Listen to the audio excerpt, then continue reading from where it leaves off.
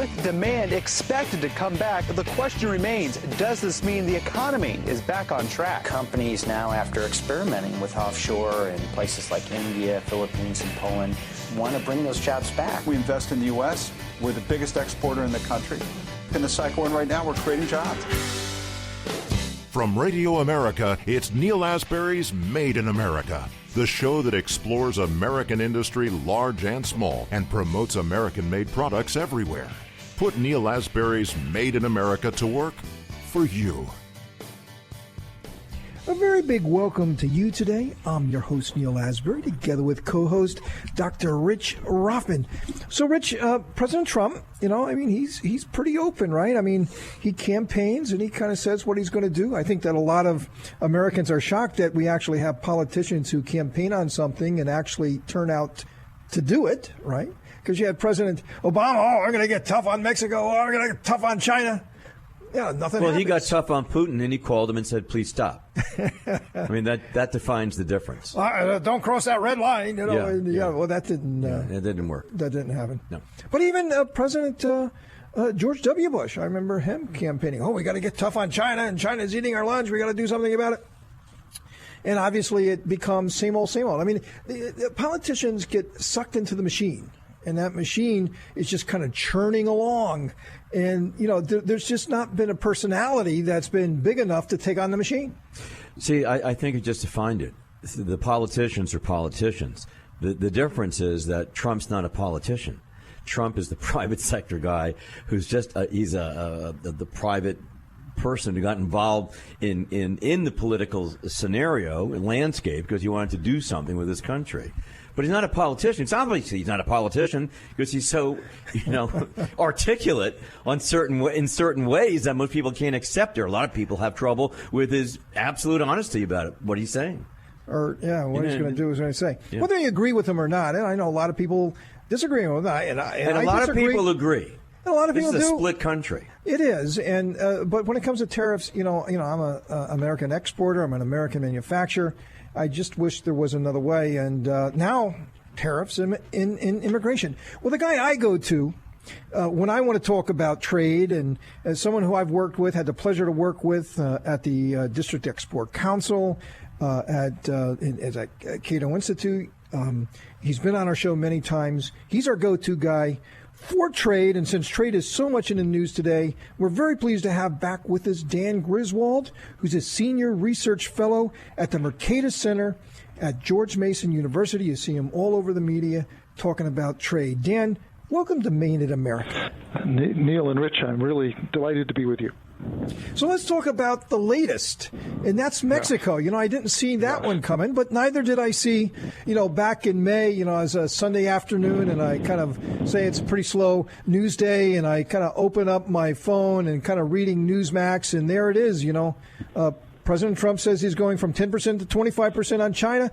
Didn't see it coming. It was there. He did it. And wow, it's, I guess, a few days away. Well, June 15th, actually, when they'll start collecting those tariffs, which, by the way, I'm going to get hammered on. This is not a good day for me. But it is what it is. And now with Mexico and immigration, a lot of people here in the United States, though, don't support this one. They don't, first of all, Mexico's an ally. And on another hand, we do a lot of business with Mexico. It's one of our most important markets. Got a lot of people over there. Should we be putting tariffs on them instead of trying to work with them? On the other hand, Dan, look, they have done nothing to try to stem this flow of people, and it's getting very, very, very. I mean, those images at our border. I mean, it's not pretty.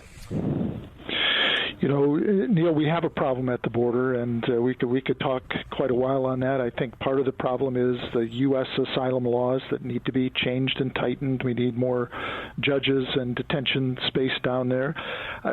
Mexico has been cooperating with us. Could you say they could do more? Yes.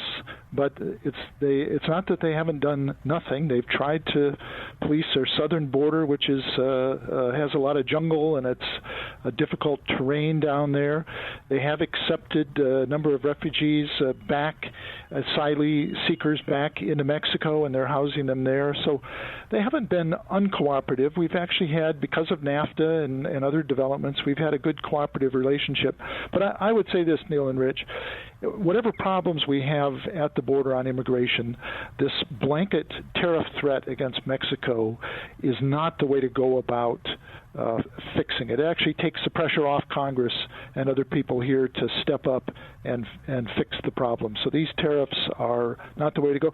We've literally given Mexico days to conform to what exactly? There's been no official pronouncement, no official request of Mexico. It has all the signs of being pretty impulsive. You weren't the only one surprised, Neal. Apparently lots of people in the White House were surprised when the president tweeted this tariff threat against Mexico.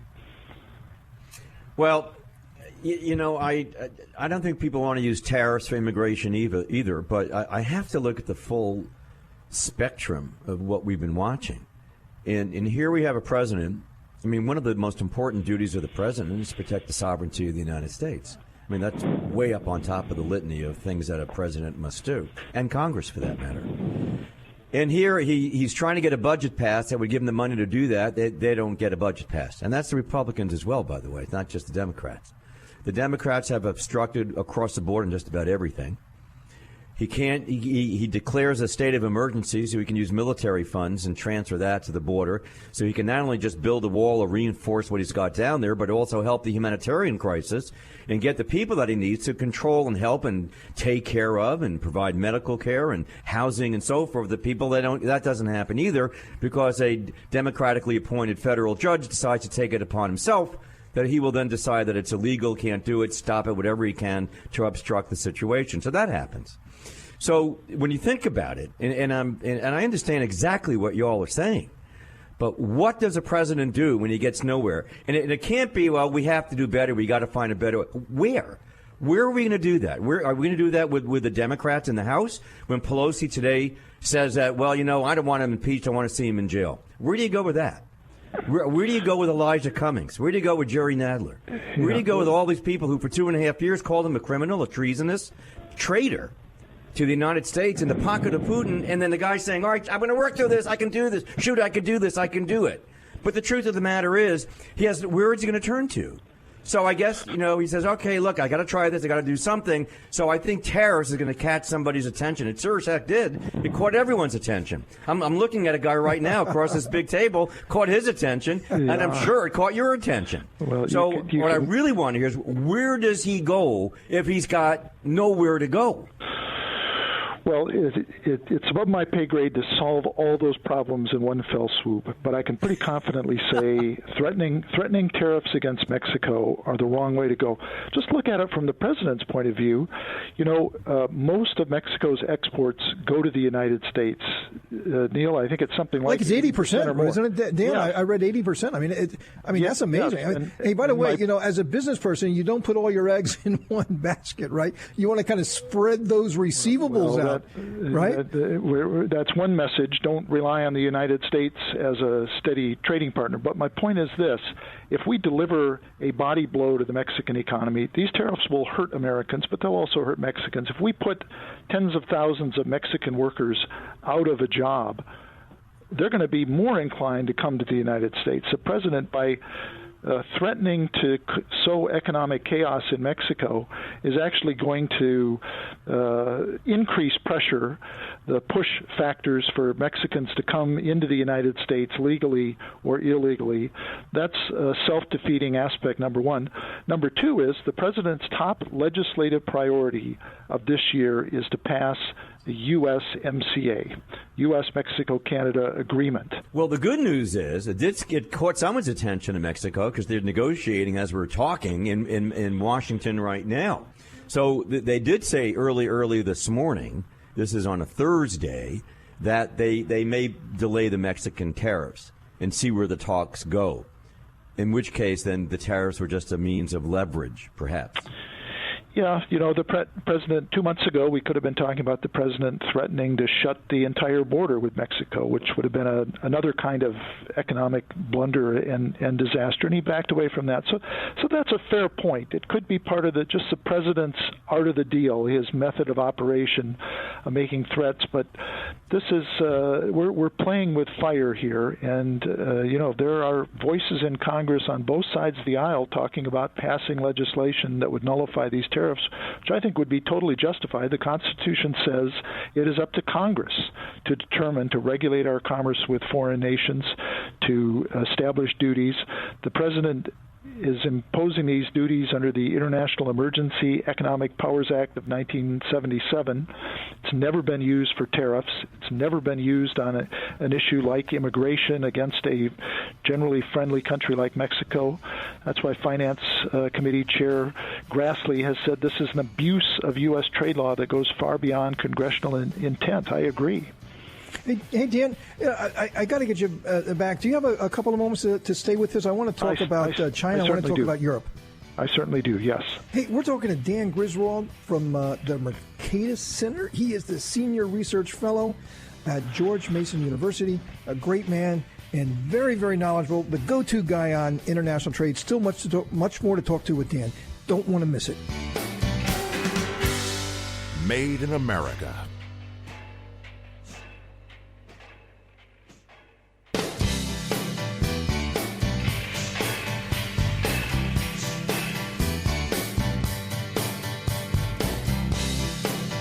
Welcome to Made in America. I'm your host, Neal Asbury, together with co-host Dr. Rich Rothman, and we are with Dan Griswold. He's a senior research fellow at the Mercatus Center at George Mason University. Hey, Dan, so much to talk about, but you talk about that Commerce Clause, and it's Congress, and it's their duty to collect tariffs and taxes and so forth on trade. But, where's Congress in saying, you're not supposed to do this? I mean, I think that the Democrats are so scared to challenge the president on trade, especially with China, because they were supposed to be the ones standing up to China, and they're not doing it.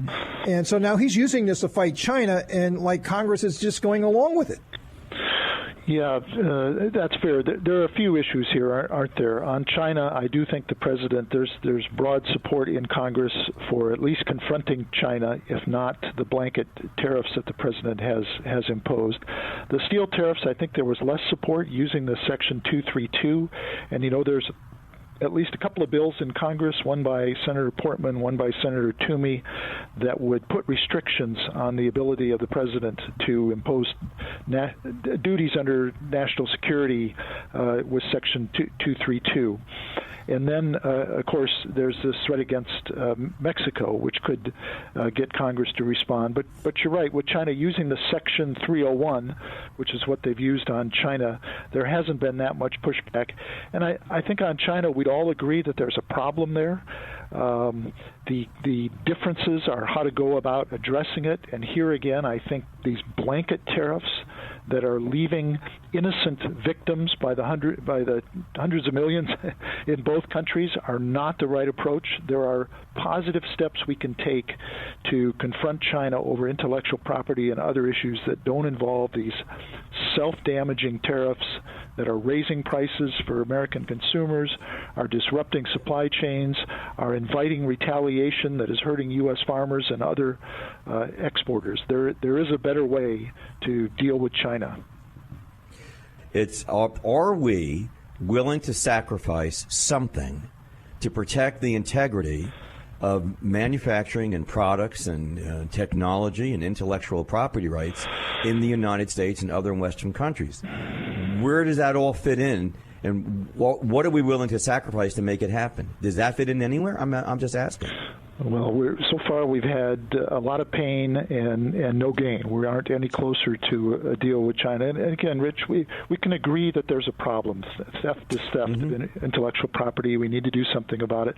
Let me just briefly put a couple of things out there. One, The Chinese, you have to look in a broader perspective. The Chinese have moved in a positive direction from where they were 20 or 30 years ago in a number of areas. They're a more open market than they were before they joined the WTO. U.S. exports, Neal knows this, U.S. exports to China have grown pretty rapidly over the last 20 years. It's slowed a little bit lately, and U.S. companies sell another $350 billion of U.S. branded goods and services in China each year through their majority-owned affiliates. They've been a great market, at least up until recently, for U.S. farmers. They've liberalized their foreign investment. It used to be less than 50% of investment was 100% foreign-owned and not joint venture. Now that's 70 or 80%, and there's no technology transfer there. So they've been moving in the right direction in a lot of areas, somewhat backtracking recently. We've taken them to the WTO a number of times, and they have moved in a market reform direction every time. They don't just ignore that. We can bring direct legal action against Huawei and other companies like that. That's the right way to go. But these blanket tariffs, the tariffs against China are causing more damage to the U.S. economy than anything China has done. Hey, let's move over to Europe for a second. The president was in Europe, the whole thing with Brexit, telling the UK, we're going to make an incredible deal with you. You leave the European Union. Don't worry about it. We're going to be here for you. What's going on with our trade relationships with the EU and potentially a post-Brexit UK? If they do leave the European Union, I think we should sign a trade agreement with them. I've written a paper for Mercatus that your listeners can find at mercatus.org on why a U.S.-UK free trade agreement would be a good thing, and here's how to go about negotiating it. I don't know where we're headed with Europe. You remember we had negotiations going on with them, the Transatlantic Trade and Investment Partnership, TTIP. Tariffs on goods are already pretty low. The last things remaining are the really hard things, right? Agriculture, some of the services area, technology.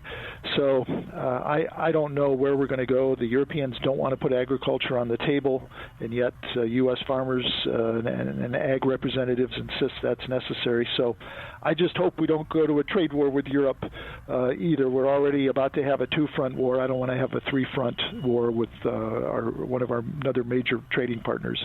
The auto tariffs would be disastrous.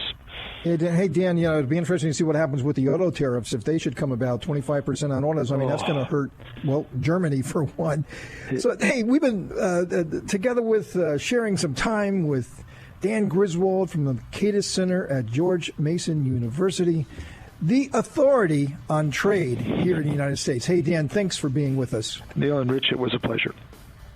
Coming up, we have Paul McDonald, who's the Senior Executive Director at Robert Half Staffing, and they just published a piece, very fascinating, that 49% of Americans believe that AI, artificial intelligence, robots, will have no impact on their jobs. I mean, it's a fascinating topic. We're going to address it right now. Stay with us. Paul McDonald from Robert Half Staffing coming on just in a moment.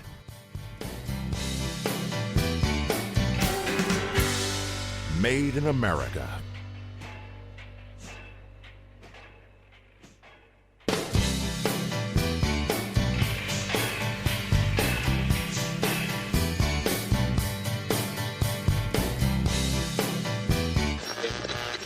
Sharply higher at the open, stocks continued to perform well over the course of the day Tuesday. And I think that bodes well here over the next couple of years for having bigger demands coming to this country. Now, more of Neal Asbury's Made in America.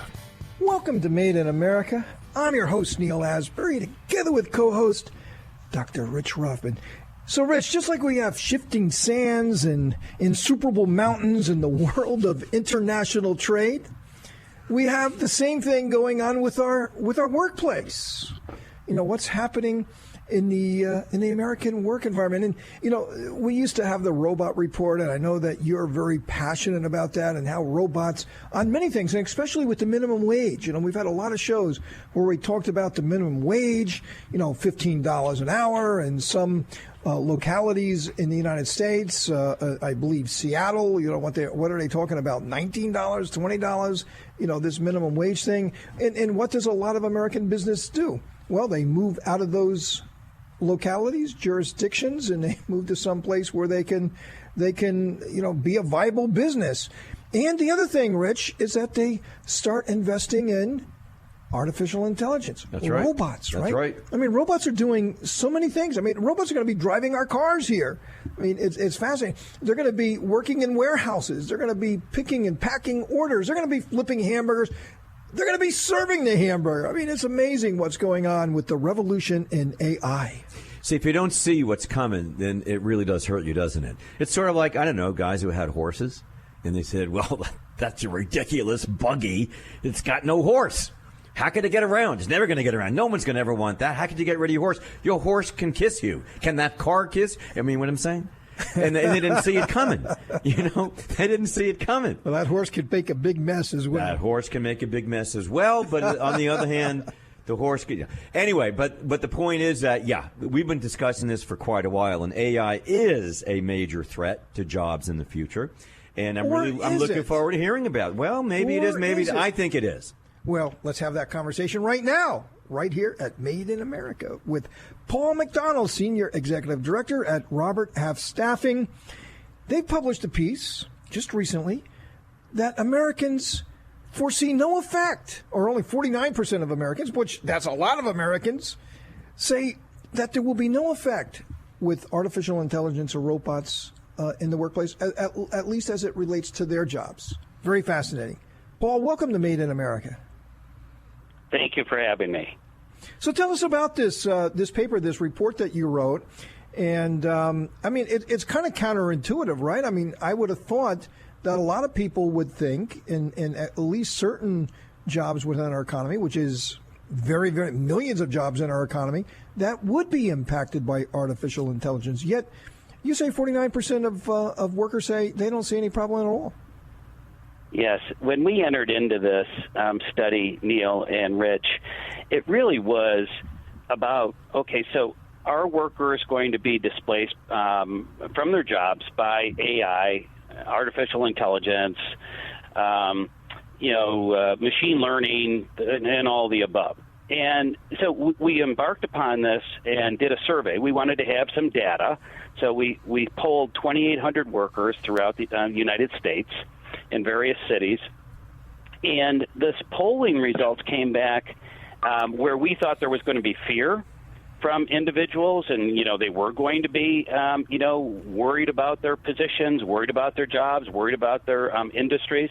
49% came back and said no impact on AI on their jobs. But the thing that also came back was 39% felt positive that there was going to be a positive impact on their positions. So that leaves only 12% or 13% thinking negative impact on their jobs, which the results did surprise me. Well, it'd be interesting. What in the universe that you polled? I mean, where do these folks come from? I mean, what's their psychographics and so forth? Yeah, there are 2,800 people in 28 different cities, all office workers. So we're talking about individuals that are working as administrators, as finance and accounting individuals, technology, could be creative and marketing, legal. So think about the office worker as opposed to all workers that, encompass the manufacturing shop floor and the like. So that's interesting because evidently they feel they're safe, in the administrative level of a company or mid-administrative level of a company. Maybe what we're hearing then, and it'd be interesting, what do the frontline workers think?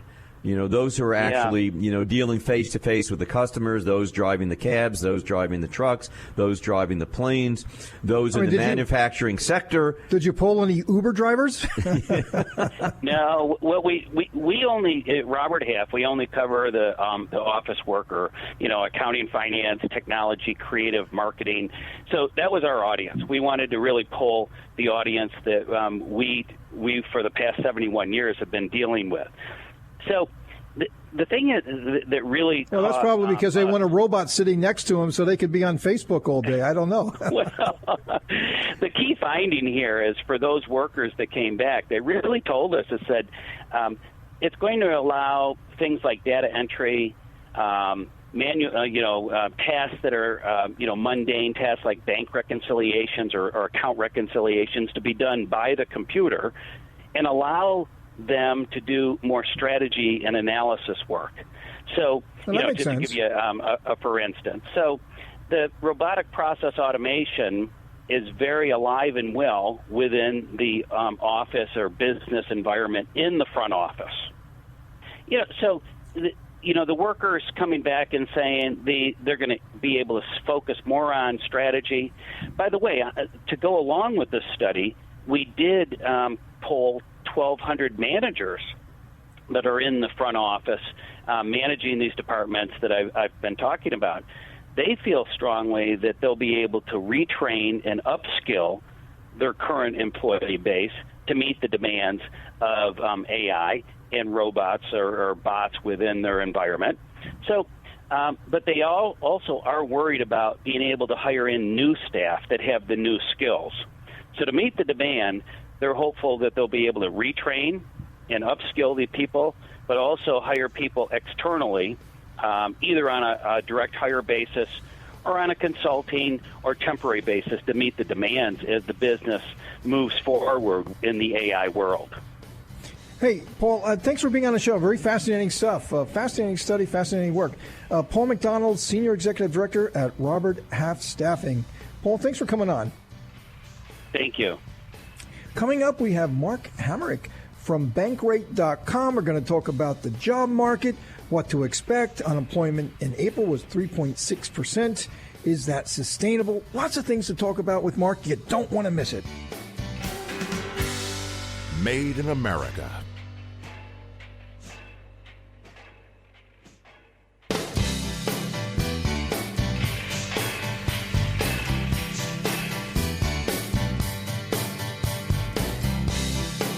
Welcome to Made in America. I'm your host, Neal Asbury, together with co-host Dr. Rich Ruffman. So fascinating. AI, artificial intelligence, robots in the workplace. What is that going to do to our economy? And will it make us more efficient? Will it make us more prosperous? Will we be stronger? I mean, so many questions. But whenever there is this technology shift that inevitably happens in our country, and it happens more and more often, it takes us shorter and shorter periods of time to reinvent ourselves, and we become a better nation. Well, something very good comes out of it. It opens up other doors, and it makes you look at something differently. It shifts the paradigm again, and then you have to look at things not the way they were because you realize that doesn't exist anymore. So that's a good thing. It moves us forward. It happens in such a rapid pace now that it's almost breathtaking. Absolutely. And so, let's talk about the job market. Hey, this is all about jobs here at Made in America. We're very pleased to have on right now Mark Hamrick joining us again from Bankrate.com to talk about the job market. Mark, welcome to Made in America. Good to be with you. So, Mark, I mean, it's great to see, April unemployment at 3.6%. There was a poll out the other day that 54% of Americans believe that President Trump will be reelected. And at this point in President Obama's first term, only 50% of the people thought that he would be reelected. I mean, the economy is booming. I mean, the president, elicits all sorts of responses from all kinds of different people. But the majority of Americans, the overwhelming majority, I mean, that would be a landslide, 54%. If a presidential candidate got 54% of the vote. I mean, the economy really, and jobs in general, Americans are very optimistic about their economic future. Well, I guess I might have a little bit of a different read than that because what we find consistently at Bankrate is that essentially a broad cross-section of the American public is living paycheck to paycheck. And so we try to measure things that are a little less sentiment-oriented and try to measure things that have to do with how they're actually doing. And it's obviously true that once we get into July, the U.S. economic expansion becomes a record breaker in U.S. history. But you don't have to travel very far in this country to see communities that have been left behind in the expansion, and that gets to the pieces that you talked about earlier with regards to technology and globalization. And obviously, the globalization debate is ongoing, with questions being raised about whether too much was given up and whether we need to try to put some of that genie back in a bottle, which obviously infers the notion that you try to bring some manufacturing production back to the U.S., but also, the smokestacks of today aren't quite like the ones from 70 years ago. So to the broader question about what the job market's doing, I think this is one of the more stellar aspects of measures that we see of the U.S. economy. As you say, 3.6% by last measure. We'll see how that fared in May. We had a bit of a scare with private payrolls reading from ADP earlier in the week, which was a huge miss, only 27,000 jobs added. And I do think that part of that is that small business is having a hard time finding well-qualified workers. They don't have the scale or the resources to hire people that larger enterprises do. But there's also unquestionably a slowdown in the goods-producing realm. And manufacturing does seem to be ground zero for that right now. Let me ask you this. I was going to mention that, and I'm glad you brought it up. The ADP report that came out, you're right, showed payrolls up sad 27,000 jobs. But we have the numbers coming out, I believe, tomorrow. And how do you think that's going to compare to the ADP? I was listening to Maria Bartiromo this morning, and she was indicating with a number for guests that the ADP is not necessarily the best indicator. However, not a bad indicator, just not the best indicator. And yet they were fairly more optimistic with the numbers that could come out tomorrow. And the range that they said it was about 150 to 217,000. What are your thoughts on that? First of all, ADP is not a good predictor with respect to the number itself, but it is a good predictor with respect to the direction of change. And so, for example, if we were to have a blowout surprise in a given month, meaning we'd have many more jobs created than typically the case with the government report, you would typically see an upside surprise or a change to the upside with respect to the ADP rating. So they are different data sets. I do think you can make a mistake by trying to say, well, ADP said this and therefore the government will be this, but it does tell us something's happening out there because that is real data.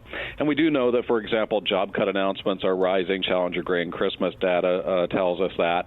It's beginning to infect areas of the economy that previously were unscathed, like the industrial sector, technology, and certainly autos, and retailing, of course, at the top of the list, and we think we know why that's happening. So, fingers crossed. We just completed our quarterly economic survey at Bankrate of economists.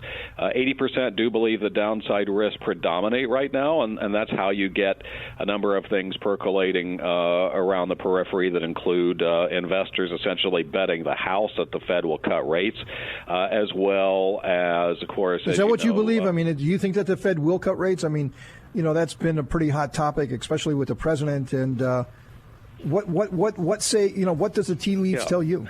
Well, let's try to say what we know for sure before we sort of get ahead of ourselves on playing the fortune telling piece, which investors obviously need to do because they need to make a bet to get their money in the right place, or at least make a bet. Hey, Mark, it's really great to have you with us. Very, very succinct, very, very right on target. We really appreciate your commentary. Mark Hamrick from Bankrate.com. Thanks for being with us, Mark. Always great to be with you. Thanks for having me. Coming up, Dr. Rothman and I are going to have some final thoughts for the day. Made in America.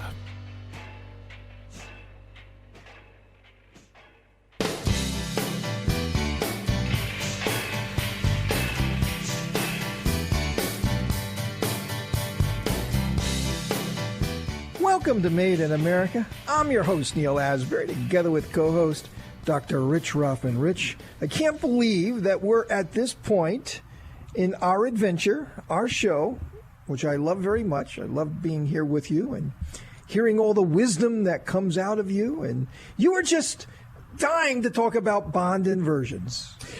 I wish we had more time. I wanted to do this. I wanted to ask our last guest what he thought about it. I kind of glaze over when we start talking about bond inversions. I can give you something. I have something. Can you crack the code for me? Yeah. It was mentioned in the last 10 days that when you have an inverted yield curve on bonds.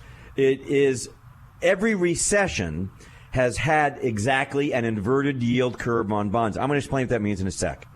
But it doesn't mean every inverted yield curve brought a recession. There's a differentiation. Now, the question is, what is that? What does that mean? Please. Does it mean anything? Enlighten me. All right.